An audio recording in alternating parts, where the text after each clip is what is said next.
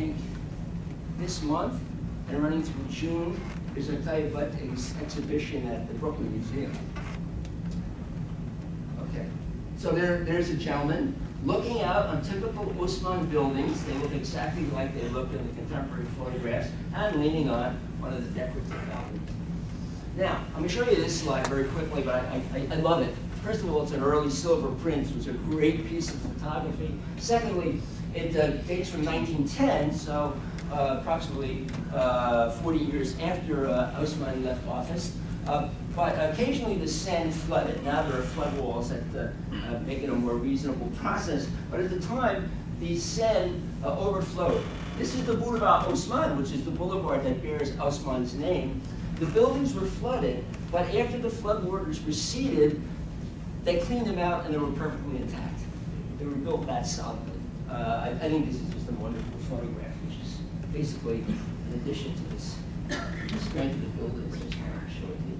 Okay, so the strength, mass, and uninterrupted flow are characteristics of the Haussmannian street. This is one of the first ones that he worked on, as we mentioned, Rue de Rivoli. This is the Avenue of the Opera, and it's a very good illustration of the broad, straight avenue with the monument at the end.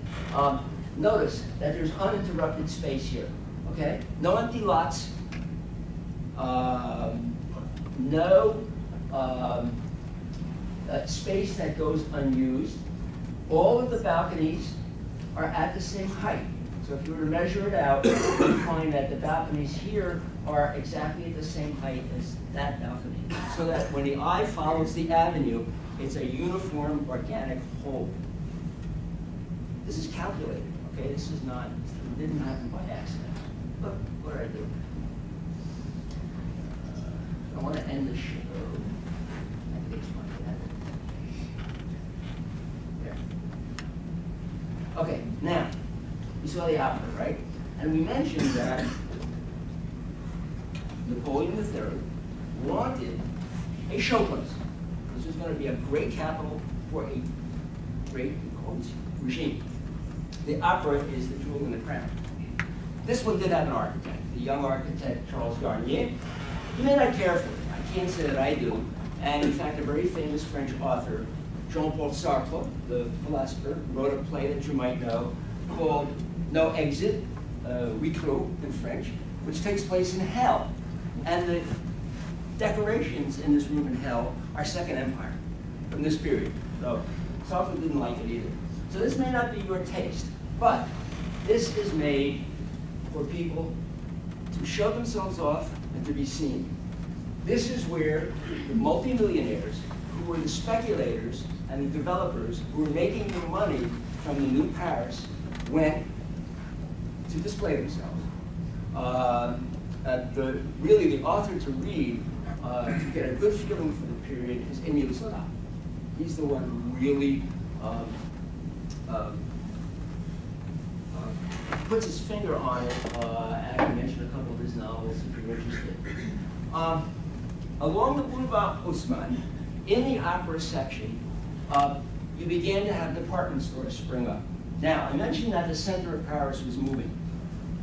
You remember that first straight line, which was the Boulevard de Sébastopol and the Boulevard Saint-Michel. It goes north-south across the Seine, all right?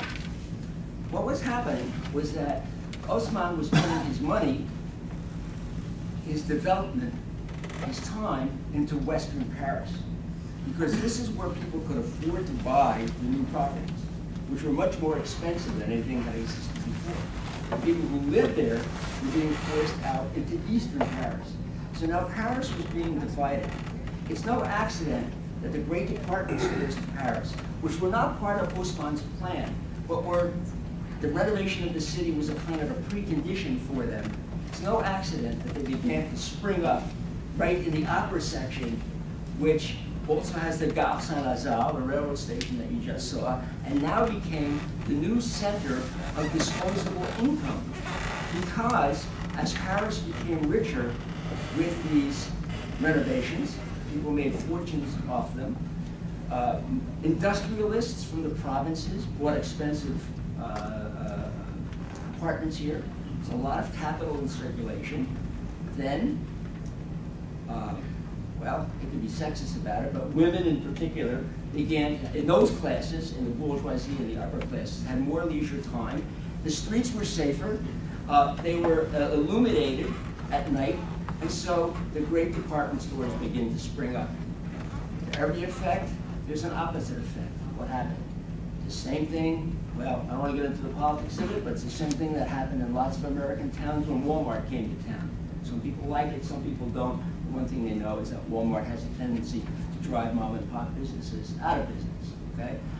This is what happened with the great department stores. And they are palaces of consumerism luxury. Now these cupolas post-date Haussmann. They came after, okay? But the building was built such that they could be installed.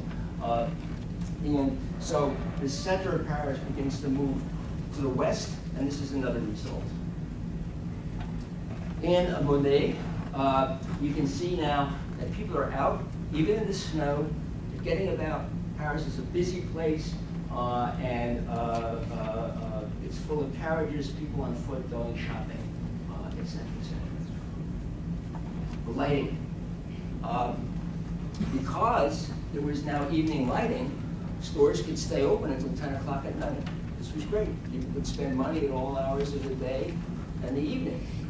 Now, the shop girls who worked in the shops worked there for 13 hours a day, from 9 in the morning until 10 o'clock at night. There was a net division between those who had and those who didn't have in the early days of French capitalism, as there were in many other places. To a certain extent, the industrialists who got rich here were like the robber barons in our period in the United States. But anyway, Haussmann, the one thing he didn't do that was particularly modern was he didn't want to go to electricity. I don't know why. He preferred gas. But of course, as we know, gaslight is a very mellow kind of light, so Paris must have been gorgeous. These are some of the original light stanchions, which have now been converted to electricity, completely pigeon. But you can see that they're quite gorgeous if you like the art of that period, and made Paris a much safer place. Okay, and now we get to the parks. I've got to move a little quickly here. That's all. These parks were created artificially. It did not exist beforehand. That's a 105-foot waterfall that Haussmann had built. This is in the east of Paris. This park cost 6 million francs all by itself. This is the famous Bois de Boulogne, which was a project of the Emperor. It's that huge park to the west of Paris. The first engineer to take it on boxed the job. He was going to draw water from the Seine because the Emperor wanted to have water in the park. It's a 2,000-acre park. It cost 133 million francs to build. I'll give you an idea of what that represents in a moment when we talk about wages. In any case, Haussmann came in. He hired a geologist who he had known when he was doing his sub-prefectural work in the provinces. His name was Alphonse. He brought this gentleman in, and he straightened out the problem. He brought in pumps from the Seine. He leveled the ground, and he made 2 lakes. In order to separate the lakes for hydrological reasons, he created, instead of locks, he created a waterfall. It's not a naturally occurring waterfall. It was created by Haussmann. This was all dug out. It's lined with cement, and voila, we have a park. We have then a racetrack, the Longchamp racetrack, and